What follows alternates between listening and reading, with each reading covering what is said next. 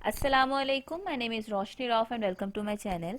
आज की इस वीडियो में फ्रीलांसिंग का क्विज नंबर 4 सॉल्व करने जा रही हूँ। अगर कोई प्रॉब्लम हो या कोई कंफ्यूजन हो कमेंट सेक्शन में ज़रूर पूछिएगा। कोई भी ऐसे एमसीक्यूज जिसका आंसर मैं गलत मेंशन कर देती हूँ काइंडली मुझे कमेंट सेक्शन में लाजमी तौर पर बताइएगा ताकि दूसरे स्टूडेंट्स की हेल्प हो सके। इसके अलावा भी अगर कोई प्रॉब्लम है या कोई कन्फ्यूजन है या कोई भी ऐसी चीज़ जो आप मुझसे डिस्कस करना चाहते हैं कमेंट सेक्शन में मुझसे पूछ सकते हैं, मैं लाजमी तौर पर रिप्लाई करूँगी। अगर चैनल को अभी तक सब्सक्राइब नहीं किया तो काइंडली सब्सक्राइब कर लें ताकि जब भी मैं कोई नई वीडियो अपलोड करूँ तो आपको प्रॉपर नोटिफिकेशंस मिलती रहें। डिजी स्किल्स के कोर्सेज का ये लास्ट वीक है और इसके बाद जो उनसे नेक्स्ट इनरोलमेंट्स हैं वो ऑलरेडी स्टार्ट हो चुकी हैं। 13 जनवरी को इनरोलमेंट स्टार्ट हो चुकी थी। अगर आपने अभी तक इनरोल नहीं किया तो काइंडली इनरोल कर लें। कोई भी कोर्स जिसमें आप इनरोल करना चाहते हैं कर सकते हैं। सो स्टार्ट करते हैं अपनी आज की वीडियो। सो क्वेश्चन नंबर 1 है हमारे पास, the management of time between work family and लेयर एक्टिविटीज इज कॉल्ड डैश। यानी कि आप अपने काम, अपनी फैमिली और अपने जो सी दीगर एक्टिविटीज होती हैं लाइक हॉबीज होती हैं उनके दरमियान अगर अपने टाइम को मैनेज कर लेते हैं तो इसको क्या बोलते हैं, इस चीज का क्या नाम होगा। सो फर्स्ट ऑप्शन है diversity, work force, work life balance या सेल्फ मैनेजमेंट। सो मैं इन दोनों में से चूज करने वाली हूँ सेल्फ मैनेजमेंट। नेक्स्ट है हमारे पास, which one of the followings is a less familiar freelance market place. कि इनमें से वो कौन सी मार्केट फ्रीलांस मार्केट प्लेस है जो काफी यानी कि इतनी ज्यादा फेमस नहीं है। सो इसका ऑप्शन है हमारे पास Toptal, get me, dice. Next question है हमारे पास, when is the right time to outsource your freelance project. Outsource का मतलब होता है अपने प्रोजेक्ट्स को दूसरे फ्रीलांसर्स को दे देना। मतलब कि अगर आपके पास ज्यादा प्रोजेक्ट्स हैं तो आप किसी और दूसरे फ्रीलांसर को भी वो प्रोजेक्ट दे सकते हो और जब वो कंप्लीट कर दे तो आप उसको सबमिट करवा सकते हो।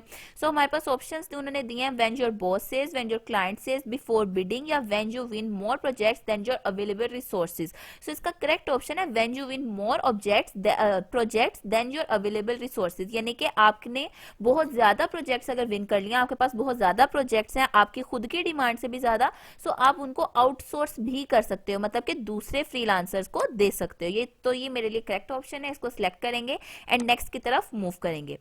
नेक्स्ट क्वेश्चन है, विच one of the following is not important for freelancing. के फ्रीलांसिंग के लिए इन चारों में से कौन सी चीज इंपॉर्टेंट नहीं है, इंटरनेट, योर विल या कंप्यूटर। अब ये तीनों चीजें बहुत ज्यादा इंपॉर्टेंट है बिकॉज इंटरनेट के बगैर आप फ्रीलांसिंग कर ही नहीं सकते। योर विल मतलब कि आप अगर चाहोगे नहीं, काम ही नहीं करोगे तो किस तरह से हो सकता है कि आप फ्रीलांसिंग के अंदर सक्सेसफुल हो जाएं। एंड कंप्यूटर के बगैर भी फ्रीलांसिंग में काम नहीं किया जा सकता।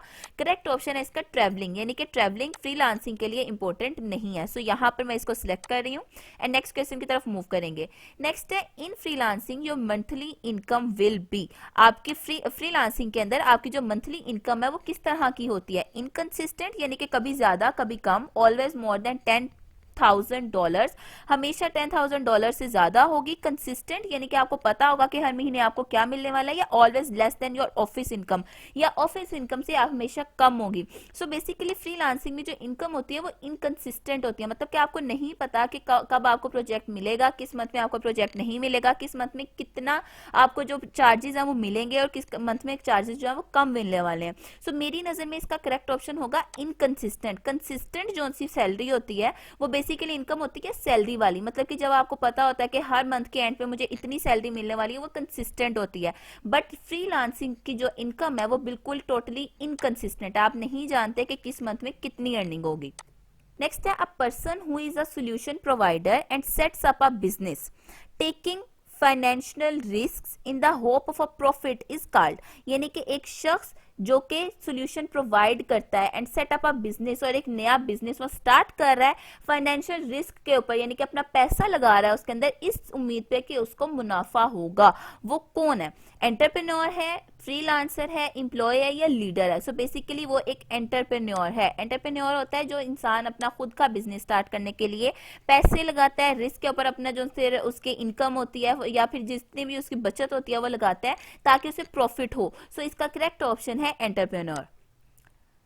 नेक्स्ट क्वेश्चन है, what to do when you have multiple projects in hand but don't have enough resources to complete the project. ये एक और क्वेश्चन सेम टू सेम वैसा ही है, उन्होंने थोड़ा सा चेंज करके आपको दे दिया है। इसके अंदर उन्होंने बोला कि हमें क्या करना चाहिए अगर जरूरत से ज्यादा प्रोजेक्ट्स आ गए हैं हमारे पास और इतनी रिसोर्सेज मौजूद नहीं है, तो आप क्या करेंगे, आप करेंगे आउटसोर्स। मतलब कि वो जो प्रोजेक्ट है वो आप किसी दूसरे फ्रीलांसर को हैंड ओवर कर देंगे, वो फ्रीलांसर उस प्रोजेक्ट को कंप्लीट करके आपको वापस करेगा और जब आप उसको सबमिट करवाएंगे तो उसमें से जितनी फीस जो है वो उस फ्रीलांसर की होगी उसको दे देंगे और बकाया जो आपका कमीशन है वो आप अपने पास रख लेंगे।